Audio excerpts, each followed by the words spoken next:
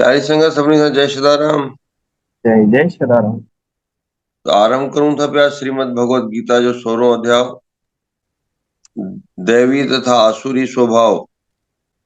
श्री राम राम रामेति रमे रामे मनोरमे सहस्त्र नाम तत्तुल्यम श्री राम नाम वराणने। हे कृष्णा करुणा सिंधु दीन बंधु जगत पते गोपेश गोपिका कांत राधा कांत नमोस्तुते। ध्यान मूलम गुरुमूर्ति पूजा मूलम गुरुपदम मंत्र मूलम गुरुर्वाक्यम मोक्ष मूलम गुरु कृपा। प्रातः काल जी महिमा। सूर्य नारायण भगवान हिन जगत ते पंहिंजूं सुनहरियूं पंहिंजूं ओज वारियूं किरणा विझंदो आहे। प्राण वायु बहुतायत में ऑक्सीजन स्वच्छ स्वस्थ कारी तंदुरुस्ती ॾियण वारी पवन वायु हिन पृथ्वी ते सिज उभरदे ई अची वेंदी आहे। छो जो सिज जो अॻो पवन पुत्र हनुमान जी हलंदा आहिनि। उन्हनि जो तेज, उन्हनि जो बल ऐं भगवान हरि नारायण जो ज्ञान प्रातः काल पूरे वेग सां अत्यंत मधुरता सां आरंभ में शुरूआत में हिन पृथ्वी ते पवंदो आहे। जेको पहिरों जाॻंदो आहे उहो पहिरों पाईंदो आहे ऐं पोइ संसार जंहिं महिल सांसारिक कमनि जे लाइ जागृत थी वेंदो आहे। जंहिं महिल ही जगत सांसारिक जगत जे कार्यनि जे लाइ जाॾे काॾे उथी बीहंदो आहे, कमनि में लॻी वेंदो आहे, त पोइ उहे देवताउनि वारा गुण, पोइ उहो ओज, उहो बल, उहो स्वच्छता, उहो मधुरता न रहंदी आहे। छो जो सुबुह जो प्रातः काल देव विचरण कंदा नी। जंहिं प्रकार काथे बि भोजन भंडारा हलंदा नी त पहिरियों ब्रह्म भोज थींदो आहे, पोइ आम जननि खे भोजन मिलंदो आहे।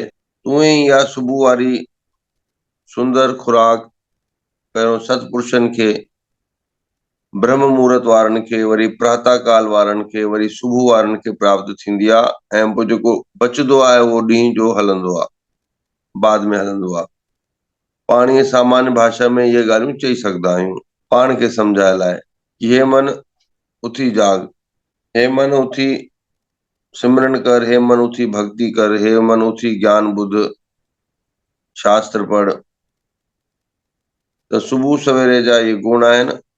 ऐं संध्या काल में संध्या वंदन ऐं आरती, जोत ॿारण, आरतियूं करण, कथा ॿुधण, इहे दैवीय गुण आहिनि। ऐं इन जे विपरीत जेको बि संसार में हले थो उहो जनरल आहे, सामान्य आहे।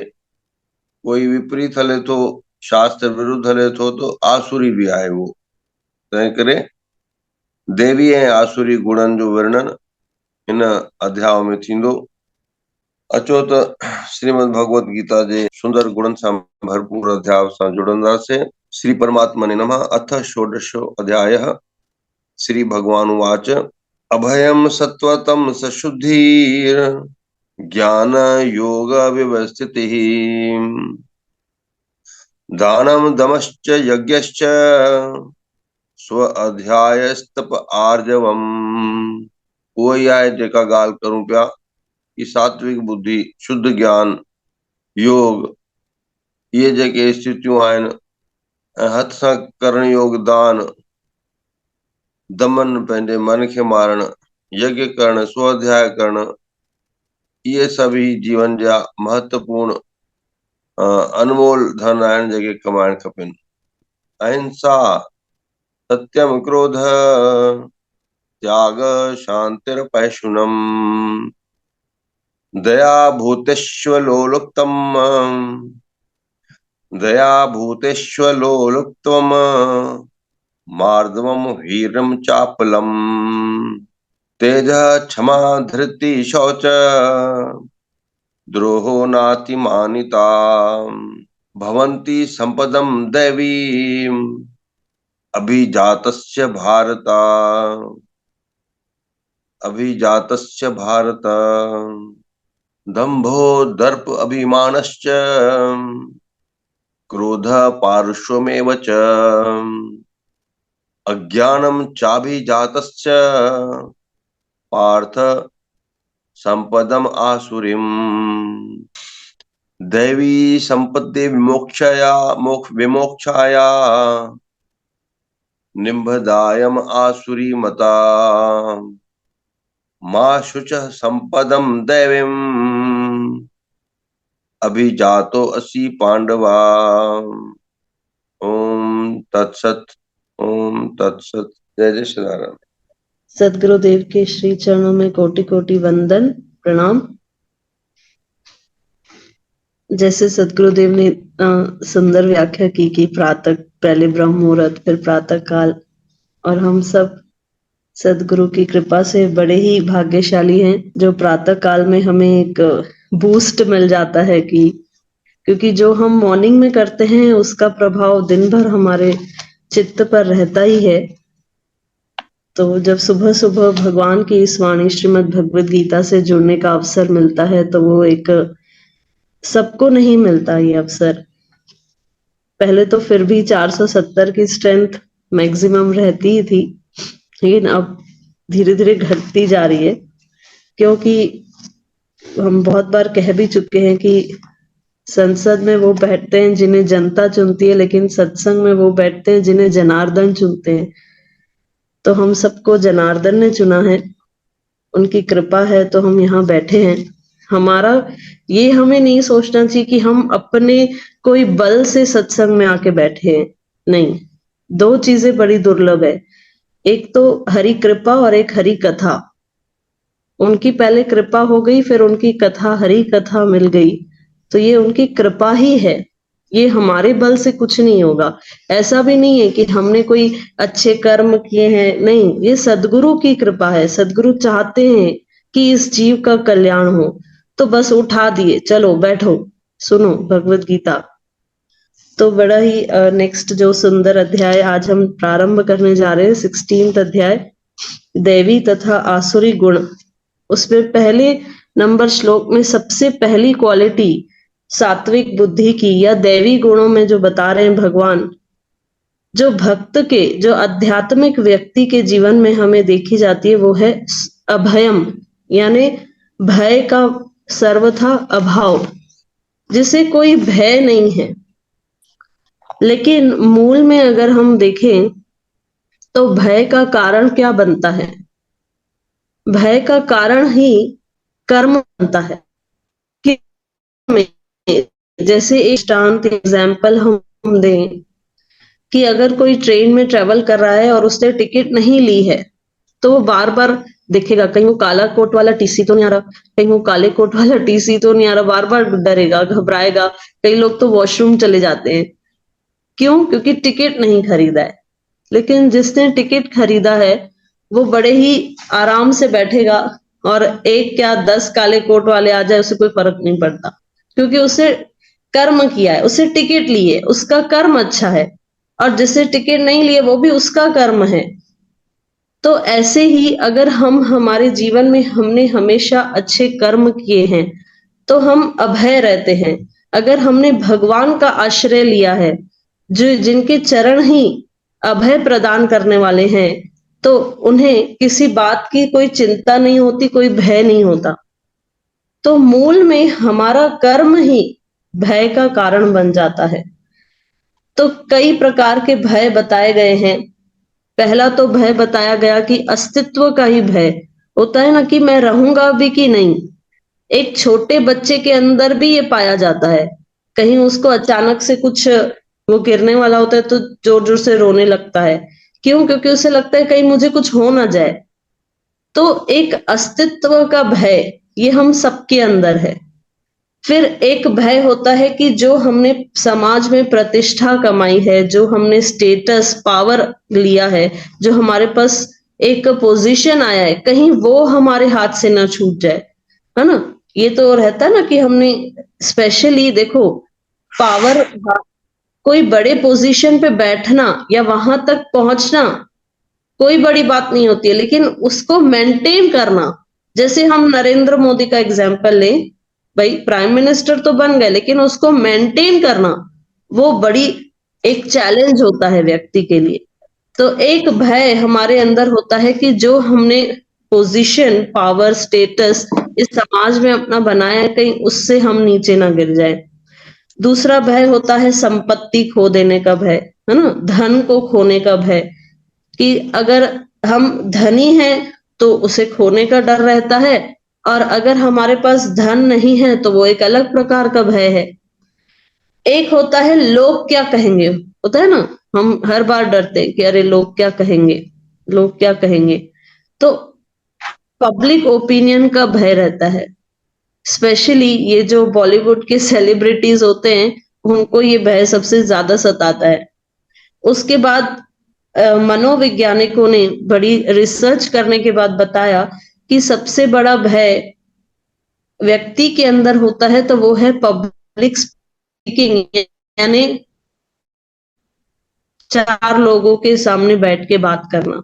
पहला तो एक भय ये होता है कि क्या हम अपने विचार अच्छे से व्यक्त कर पाएंगे, और अगर हम व्यक्त करेंगे तो क्या सामने वाले हमारे विचार को समझ पाएंगे। देखो आज स्कूल में क्यों इतना कंपटीशन है, सब पेरेंट्स ये चाहते हैं हमारे बच्चे का स्टेज फियर हटना चाहिए, उसके अंदर ऐसा क्वालिटी होनी चाहिए कि वो स्टेज पे माइक पे 100 लोग के सामने एकदम अच्छे से स्पीच दे पाए। आजकल स्पेशल ट्रेनिंग बच्चों को दी जाती है स्टेज फियर को हटाने के लिए। तो कहा गया मनोवैज्ञानिक के द्वारा कि ये एक भय ज्यादा पाया जाता है। तो कई प्रकार के भय हैं, लेकिन जिन्होंने भगवान का आश्रय लिया है, जिनकी बुद्धि सात्विक है, वे कभी किसी बात से नहीं डरते, हमेशा अभय। एक शरणागत का सबसे पहला लक्षण ही भगवान बता रहे हैं, जो 100% जिसने शरणागति ले ली है वो अभय हो जाता है, यानी उसका पहला ही गुण जो दिखाई देता है वो है निर्भयता।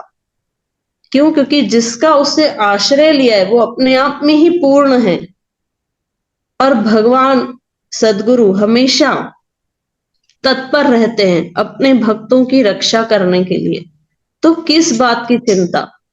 हाँ, ऐसा नहीं है कि हमें किसका कोई डर नहीं तो हम अपने मनमानी आचरण करें, हम उसके लिए नहीं कह रहे। शास्त्रों के अनुसार हमें अपने आचरण रखने हैं, लेकिन डरना नहीं है, चिंता नहीं करनी है। क्यों? क्योंकि जिनकी शरण में हम हैं वो सब कुछ संभालेंगे। बस ये है, एक अलर्टनेस होनी चाहिए हमारे अंदर कि हम शास्त्र विरुद्ध कोई कर्म न करें।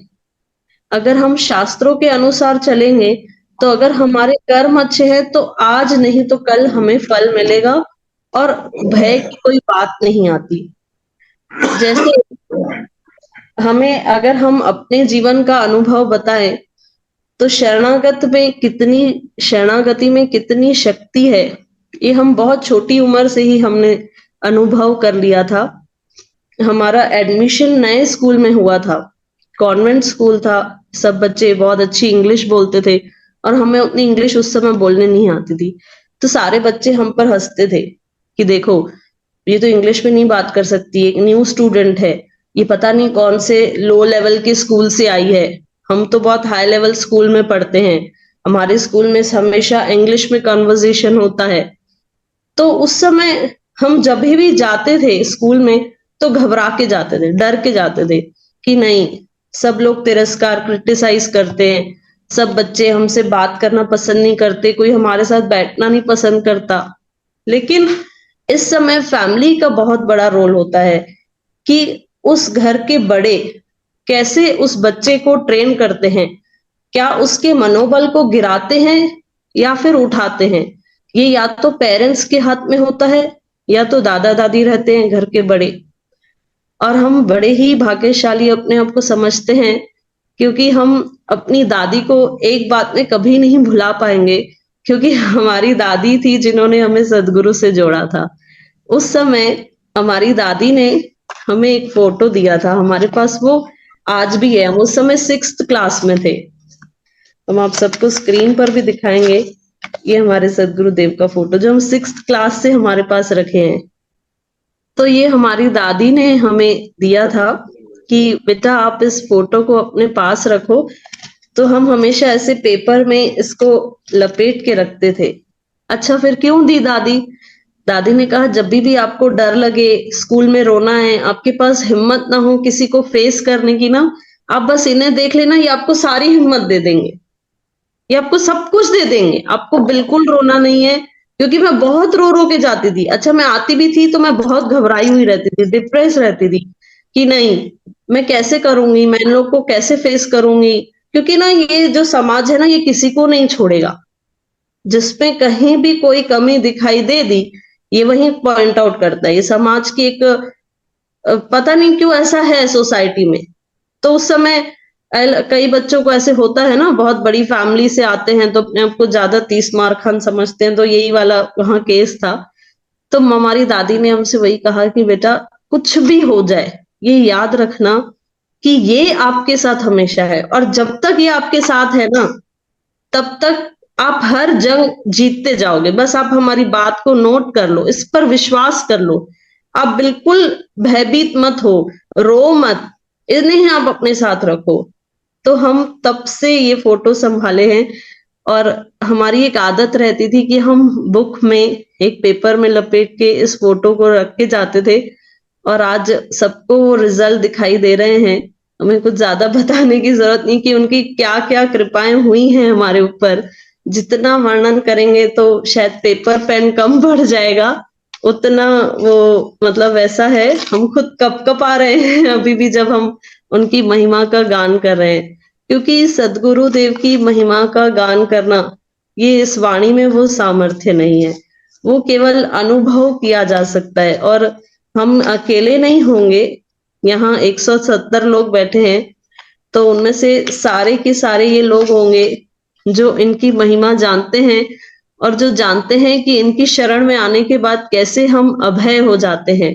हमें आज भी अगर कोई डर सताता है कि नहीं, अगर ऐसा हुआ, तो हम तुरंत अपने आप को अलर्ट कर लेते हैं, हमारे सदगुरुदेव है ना, वो सब संभालेंगे, हमें क्यों चिंता करनी है, हमें क्यों ऐसे करना है।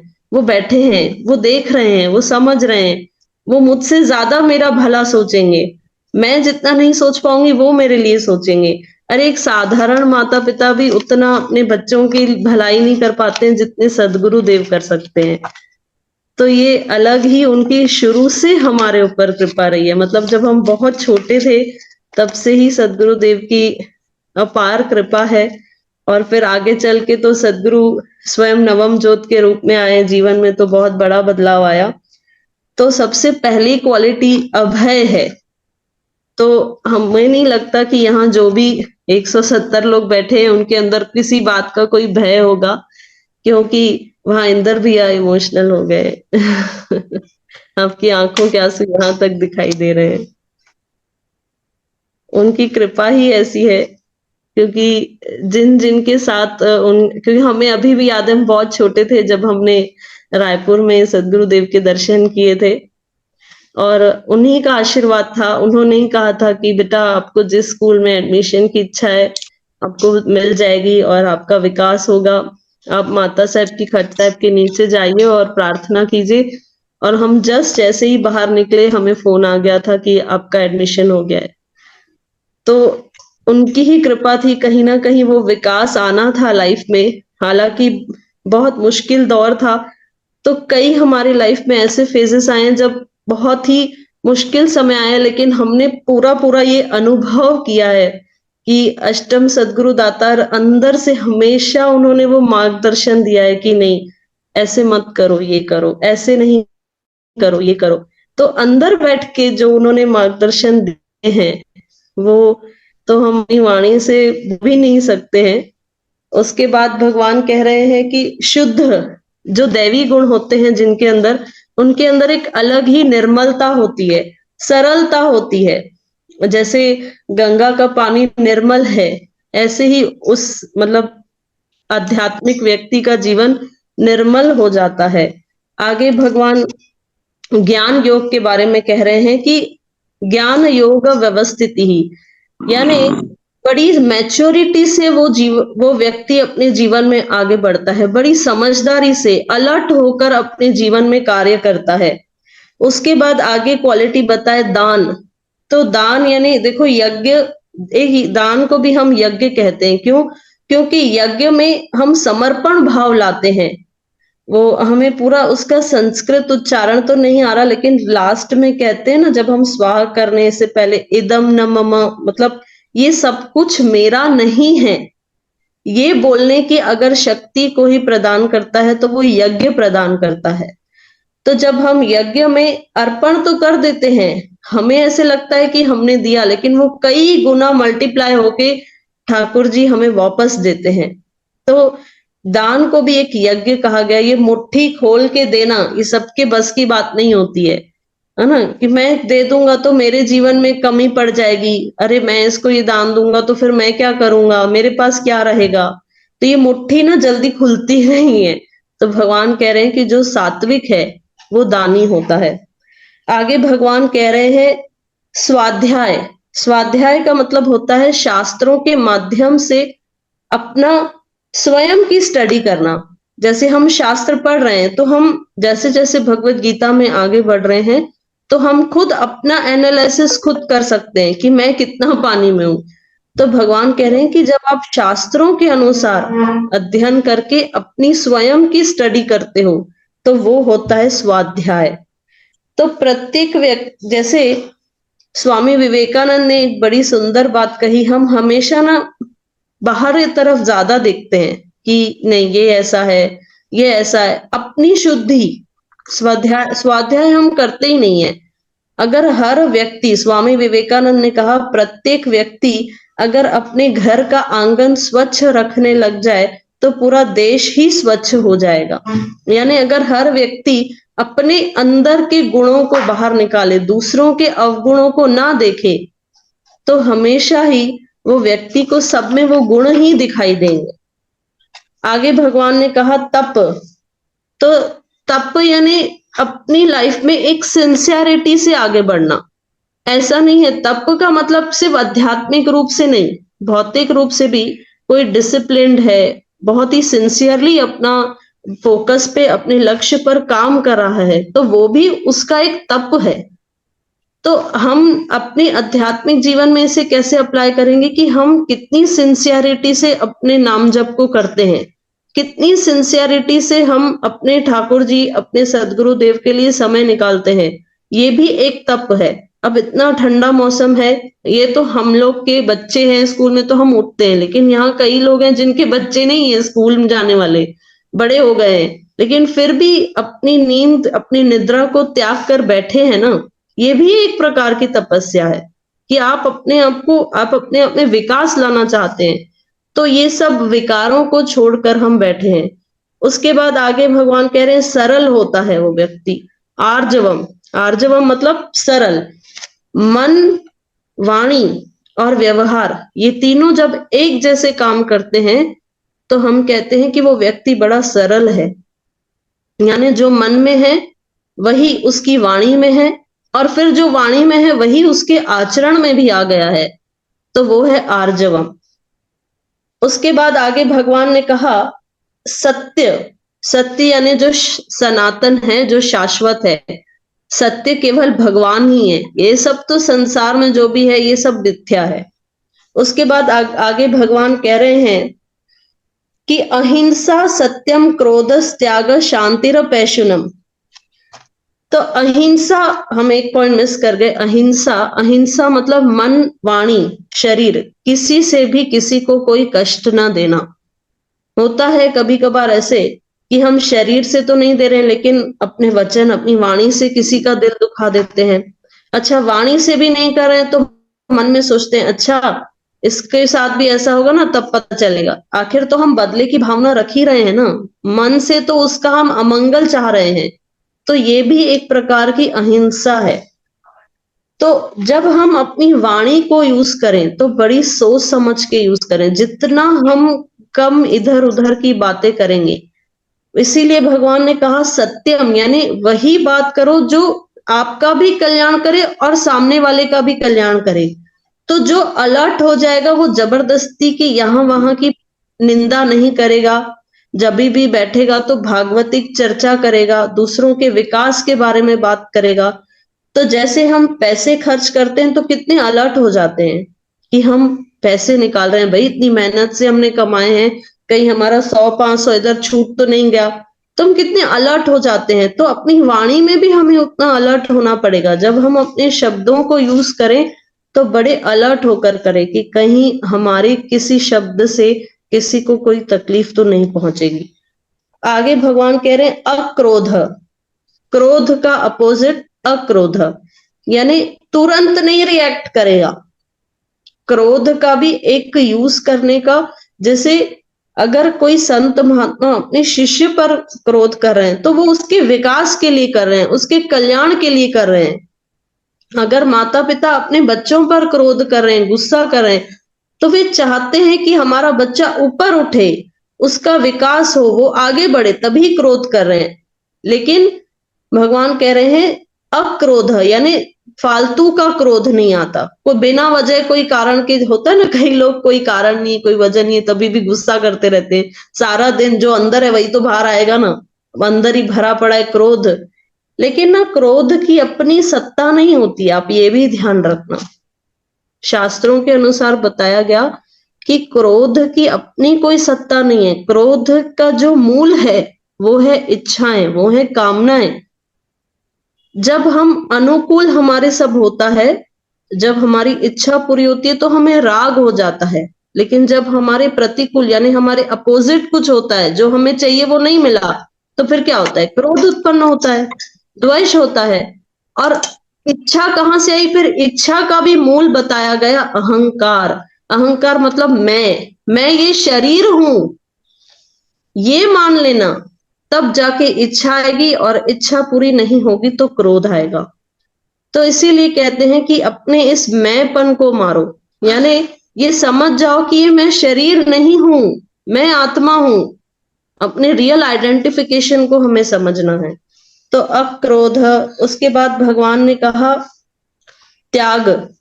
त्याग तो बड़ी क्वालिटी है, यानी सब कुछ होते हुए भी आप उसको छोड़ने की ताकत रखते हैं। उसके बाद शांति। फिर आगे कह रहे हैं दया। उसके बाद कह रहे हैं कठोरता का अभाव, यानी जो रूड नहीं रहता, जबरदस्ती का किसी के साथ रूड बिहेवियर नहीं है, ऐसे। अब कठोरता का अभाव। उसके बाद भगवान कह रहे हैं अलोलुप्तवम। अलोलुप्तवम मतलब लालच का अभाव। उसके अंदर कोई लालच नहीं होती है। वो जानता है कि मेरे प्रभु को अगर मुझे देना होगा ना, तो वो मुझे कहीं से भी लाके देंगे। वो उस एक भगवान की शरण में है और उसी के आश्रय में है। किसी प्रकार का कोई लालच नहीं। जैसे कई लोग क्या करते हैं, बहुत जलते रहते हैं अंदर से, अरे ये ऐसे, इसको तो ये मिल गया, इसके पास तो हीरे का हार है, इसके पास तो इतना तोला सोना है। तो भक्त ये सब नहीं देखता। भक्त कहता है कि मेरे पास जो है मैं उसी में संतुष्ट हूँ। जैसे सदगुरुदेव का साईं नवम जोत जी का वीडियो बहुत ही वायरल हुआ था, जिसमें सदगुरुदेव बता रहे हैं कि खुश या प्रसन्न या सुखी वो नहीं है जिसके पास सब कुछ है। प्रसन्न और सुखी वो है जिसमें वो गुण है कि उसके पास जो है वो उसी में संतुष्ट है, बस। तो हमारे पास जो है, हम जब उसी में संतुष्ट रहना सीख जाएंगे तो ये लालच का अभाव अपने आप हो जाएगा। उसके बाद कह रहे हैं मार्दवम, यानी हम्बलनेस, यानी मृदुता, यानी अपनी वाणी में मिठास, अपने व्यवहार में एक मिठास। उसके बाद ह्रीर। तो ह्रीर यानी शर्म, यानी जिसके जीवन में लज्जा है, यानी शर्म है। तो जो आध्यात्मिक व्यक्ति होगा ना, वो कुछ भी गलत कार्य करने से 10 बार सोचेगा। जैसे कोई खानदानी बच्चा है ना, मान लो वो किसी बैड कंपनी में चला जाता है, तो वो बार बार ये सोचता है, अरे मैं आ तो गया ऐसी बैड कंपनी में, पर अगर कोई मुझे देख लेगा तो फिर मेरे परिवार वालों के लिए लोग क्या सोचेंगे। मैं तो बड़ा खानदानी परिवार से हूँ, अच्छे संस्कारवान परिवार से हूँ, तो उसको एक शर्म आएगी अंदर से। तो ऐसे ही भगवान कह रहे हैं कि जो आध्यात्मिक जीव है, अगर वो गलत कार्य करेगा तो उसे शर्म आएगी। तो हीर ये बहुत बड़ी क्वालिटी है। उसके बाद आगे भगवान कह रहे हैं तेज, क्षमा। जैसे सात्विक, जब हमने 14वें अध्याय में इसका श्रवण किया था, सात्विक गुणों का, तो भगवान उस समय भी कह रहे थे कि जो सात्विक व्यक्ति होते हैं उनके श्रीअंग से अलग ही तेज का अनुभव हमें होता है। क्षमा, यानी सबको, किसी ने अगर कठोरता से व्यवहार भी किया तो क्षमा कर देते हैं। उसके बाद अद्रोह, द्रोह मतलब रिवेंज लेना, बदला लेना, और अद्रोह यानी किसी के प्रति कोई बदले की भावना नहीं है। उसके बाद भगवान कह रहे हैं कि अपनी अभिमान का भी उसे कोई वो नहीं है, मेरा मान हो, मेरा सम्मान हो, ये भी इसके अंदर कोई इच्छा नहीं होती है।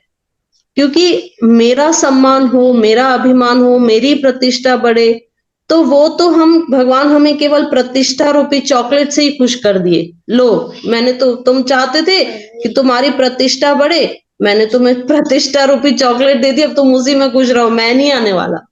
तो भक्त वो भी नहीं चाहता है। भक्त कहता है कि नहीं, मैं जैसे हूं, कोई मुझे मैं कोई सत्कर्म कर रहा हूं, लोग मुझे माला पहनाए तो ही मैं सत्कर्म करूंगा, ये भाव नहीं होता।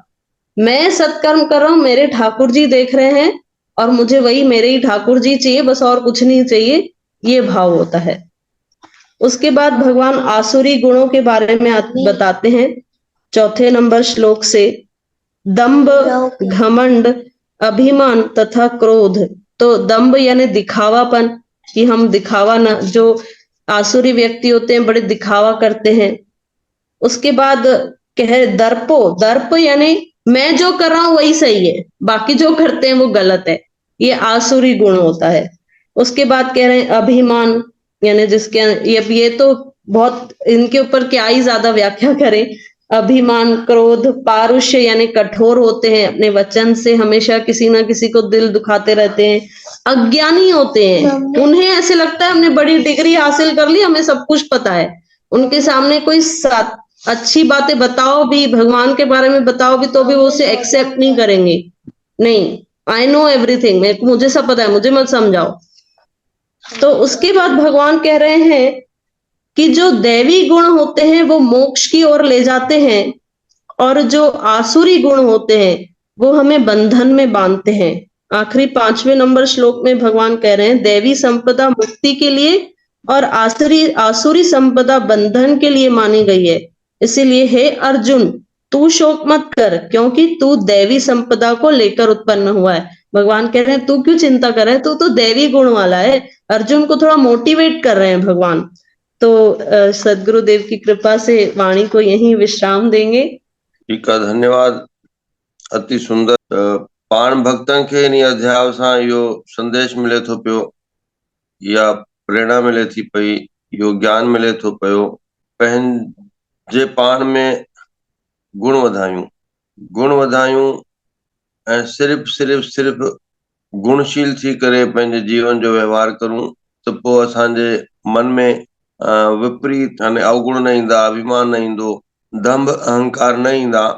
जीअं पाण 14 अध्याय पढ़ियोसीं शायद, कि सात्विक भाव, सात्विक, राजसी, तामसी।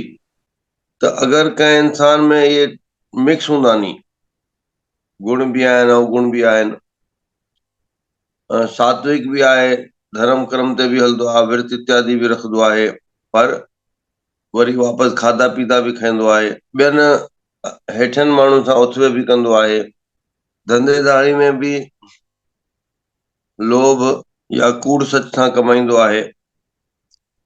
पोइ छा थींदो आहे कि भले दैवी गुण आहिनि पर विपरीत गुण बि आहिनि, त पोइ उनजे अंदर में न स्पष्टता न ईंदी, वो निर्भय न रही सघंदो, उनमें संत स्वभाव न अची सघंदो।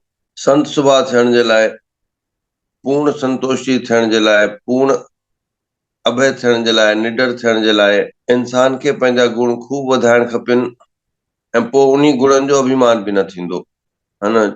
छो जो पहिरीं ॻाल्हि त इहा आहे कि तव्हां ज्ञान बि कमायो, नाम बि कमायो वे, पर अगरि तव्हां में अभिमान आहे, माने तव्हां मिक्सअप हलो था पंहिंजे जीवन में, तव्हां प्योर न आहियो। शायदि एतिरो चवणु पर्याप्त आहे कि पंहिंजी प्योरिटी जे लाइ, पंहिंजे मन में झांकण जे लाइ, जंहिंमहिल सिर्फ़ गुण बचदा, त तॾहिं असां निडर थी करे रही सघंदासीं। त आख़िरी में जेको सोनम ने चयो कि भॻवान अर्जुन खे चए थो पियो कि तूं त प्योर आहे, तूं दैवीय गुणनि सां गॾु आयो आहे। कीअं? अर्जुन हेॾो वीर हुयो, सभिनी खां वीर हुयो, सभ हिन जगत जो, पूरे भारत वर्ष जो सभिनी खां वॾो धनुर्धर हुयो, जेको अखियूं बंदि करे बि पंहिंजे लक्ष्य ते बाण हलाए सघंदो हुयो। त ही वीर आहे, बहादुर आहे, ऐं युद्ध थिए थो पियो त उहो युद्ध नथो करे, छो जो हुनजे मन में दया भाव आहे, उनमें संत स्वभाव आहे। न त चयो न, ठीकु आहे ॾिसी वठंदासीं, कुझु खे त मां बि मारे वठंदमि, भले तव्हांजी फौज वधीक आहे, न छॾींदोमांव। एॾो वॾो बहादुर थी करे बि उनमें दया भाव आहे, छो जो गुणनि सां भरपूर आहे, संत स्वभाव आहे उनमें, पंहिंजो हक़ बि वापसि नथो वठे पियो। एतिरो उनमें सात्विक स्वभाव आहे कि राज खसिजी वियो अथसि, धोखे सां उन्हनि खे हरायो वियो आहे, कपट करे उन्हनि खे हरायो वियो आहे, खोड़ सारा इन्हनि हीला हवाला कया कि भई युद्ध न करो, भॻवान खे मोकिलियो कि ठीकु आहे असांखे कुझु बि ॾेई छॾियो, तॾहिं बि कौरवनि न मञियो। एतिरी अति थी, उनखां बाद बि चए थो कि मां युद्ध न कंदमि, जाने दो, राज हुजे हिननि वटि। इहा शुद्धता, इहो संत स्वभाव, इहो अति अति श्रेष्ठ सात्विक स्वभाव उनजे हृदय में हुयो, त भॻवान तंहिं करे आख़िरी श्लोक में चएसि थो पियो कि तूं न घबराए, तोमें त श्रेष्ठ खां श्रेष्ठ ऐं मूल जनम खां वठी तोमें दैवीय गुण आहिनि, त तुंहिंजी जय थियणी आहे। त आरंभ थियो आहे अध्याय जो कि असां दैवीय गुण यानी सात्विक स्वभाव खे धारण करूं त वॾो आनंद ईंदो, निर्भय निडर थी वेंदासीं, सदाई सफल थींदासीं, सदाई जय थींदी, अभिमान खां रहित थी वेंदासीं। इन दिशा में धुणीवार दाता दया करे पाण सभिनी खे अॻिते वधिणो आहे। जय श्रीराम। जय जय श्याम। जी बाबा, जय श्रीराम बाबा, चरण वंदना बाबा। जय श्रीराम। पर बाबा इहे पुछणो कि हाणे हिन समय में पाण खे पंहिंजे जीवन जे सुधारे लाइ छा करणु घुरिजे? हा, त उहे चर्चाऊं हलनि थियूं पयूं कि जी जेका बि सतगुरनि जी कृपा आहे, जी बाबा, नेम टेम वारा आहियो, श्रद्धा पूर्वक दरबार ईंदा आहियो, त इन्ही गुणनि खे वधायो, संसार जी इच्छा जो धीरे धीरे धीरे धीरे त्याग करो, परमात्मा ते रखो, पाणी भली थींदी। काथे कोई अटकार आहे, काथे कोई सफलता नथी मिले, काथे नफ़ो नुक़सान आहे, पंहिंजे कर्तव्य परायणता ते हलो, बाक़ी भॻवान ते छॾो, भली थींदी। सतवचन बाबा, सतवचन। हा सूरज, छा चओ पिया? हा, उहा जिज्ञासा इहा आहे त या नाम असांखे नथो मिले, नामदान, त पोइ असां छा कयूं? फर्ज़ कयो जेको जंहिंखे नामदान बि नथो मिले ऐं उहो स्वर्गवास थी वञे थो, उन सिलसिले में उनखे छा करणु खपे? पहिरियां छा करणु खपे? उन जो बाबा समाधान, सॉल्यूशन या रहनुमाई ॾियो। त ॾिस न, जंहिंमें श्रद्धा हूंदी आहे, जेको संतनि सां जुड़ियल हूंदो आहे, पोइ भागनि सां ऐं योग सां उन ॾींहं वार ते उनखे मिलंदो आहे। ऐं जेके जुड़ियल ई न हूंदा नी, यानी अगरि जुड़ियल खां बाद बि जंहिंमें श्रद्धा न हूंदी आहे, इन पासे ध्यानु न ॾींदा नी। टियों ॾींहुं सत्यनारायण जी कथा हुई त संतान थे पोइ विर्त रखदमि, धी ॼाइजी वई यानी संतान थी वई, विर्त न रखियसि, जवान थे पोइ विर्त रखदमि, परणाईंदमि पोइ विर्त रखदमि, वरी हाणे सभिनी खे कथा ख़बर आहे। केतिरा केतिरा जीवन में ॾुख ईंदा नी, यानी भॻवान मैसेज कंदो आहे, संदेश कंदो आहे कि भई हाणे सुधरी वञ, हाणे लाइन ते अची वञ, हाणे पंहिंजो संकल्प पूरो कर। पर जेके संसारी माण्हू हूंदा नी, न कंदा नी, छो जो फाथल ई हूंदा नी। पोइ जंहिं महिल हिकदमि सिर ते अची पवंदी आहे न, पोइ चवंदा नी भई भॻवान हाणे बचाए, हाणे माफ़ कर। इहे ॻाल्हियूं त खोड़ आहिनि संसार में। ऐं योग सां बि थींदो आहे। अंत समय अची वियो आहे, कंहिंजो नाम न वठी सघियो आहे, पोइ बि अगरि उनजी कमाई थियल हूंदी आहे शेवा जी, दान पुण्य जी, है न, अहिड़ा विरले हूंदा नी, त उन्हनि खे पंहिंजो पाण जाॾे उन्हनि जी श्रद्धा हूंदी आहे न, त सतगुरु दाता उन्हनि ते कृपा कंदा नी। असांजे जीवन में बि अहिड़ा ॿ उदाहरण अची चुका नी कि मतलब अंत वेलो अची वियो अथसि तॾहिं उनखे योग सां धूणी वारे दाता जो नाम मिलियो आहे। अच्छा, हाणे ॻाल्हि आहे कि कोई नथो वठी सघे ऐं उनजो जीवन समाप्त थी वञे थो, मतलब उन जीवन में कुछ कयो ई न, हाणे उन्हनि जा पोयां छा कंदा, इहो सवाल आहे। ईअं थी वञे थो त उनजा पोयां छा करनि, उहो जीव पंहिंजा कर्म खणी वियो, पोयां छा कंदा? पोयां हाणे उनजी सदगति जे लाइ हरिद्वार वञनि, गंगा वञनि, गया वञनि, दान पुण्य कथा करनि। भागवत कथा में भी त आहिनि भई, जंहिंजी अवगति थी वई उनजे लाइ भागवत रखी मुक्ति मिली वियसि। छो जो परमात्मा जी शरण में कंहिं बि रूप सां वञो त परमात्मा ढके ई वठंदो आहे, माने मोक्ष ॾेई छॾींदो आहे, पाण में मिलाए छॾींदो आहे। जीव जी यात्रा शास्त्रनि अनुसार अनंत हूंदी आहे, उहो आहे त कान्हे त, हाणे छो जो उहो उनजी आत्मा त आहे न भई, हिन जगत में, हिन ब्रह्मांड में कंहिं भी रूप में उनजी आत्मा जो त काथे न काथे वासो आहे। गंगा गया भागवत कथा जे माध्यम सां पोइ उन प्राणी जी मुक्ति थी वेंदी आहे। जय सदाराम साईं, शरण वंदना। पर कल मां असांजे घर बाबा जन जो जनम हुयो, 12 महीने वारो बाबा हरदास राम साहिब जो सत्संग में हिकिड़ी कथा निकिती साईं, त गुरु जे चरणनि में वञे थो माण्हू मथो टेकण, ऐं पंहिंजे माता पिता जी इज़त बिल्कुलु ई नथो करे, उनखे ईअं सम्झे थो निगलेक्ट, बिल्कुलु उनजी कोई वैल्यू ई कान्हे। तो बाबा जन चवंसि था, जॾहिं तूं पंहिंजे माता पिता खे मथो टेकंदो आहे, उनखे पेरे पवंदो आहे, त वर्दी नथो ॾेसि, वरी चवंसि था त वरी पोइ वर्दी ॾेसि, त चएसि थो न, त चएसि थो जॾहिं उन्हनि खे नथो पेरे पवे त पोइ मां वटि छो आयो मां। हा साईं, कृपा कयो। श्लोक जो स्लोगन ठाहे घर में टंगे छॾो कि मातृ देवो भव पितृ देवो भव, ऐं ॿियो प्रातः काल उठ रघुनाथा, मात पिता चरण सिर निवावे माथा। इहो श्लोक आहे न, रामायण जो आरंभ में थींदो आहे न, बाल कांड में, त भगवान पाण सुबुह जो उथंदे ई माता पिता खे चरण वंदन कंदा आहिनि। ओम सर्वे भवन्तु सुखिनः, सर्वे सन्तु निरामया, सर्वे भद्राणि पश्यन्तु मा कश्चित् दुःख भाग् भवेत्।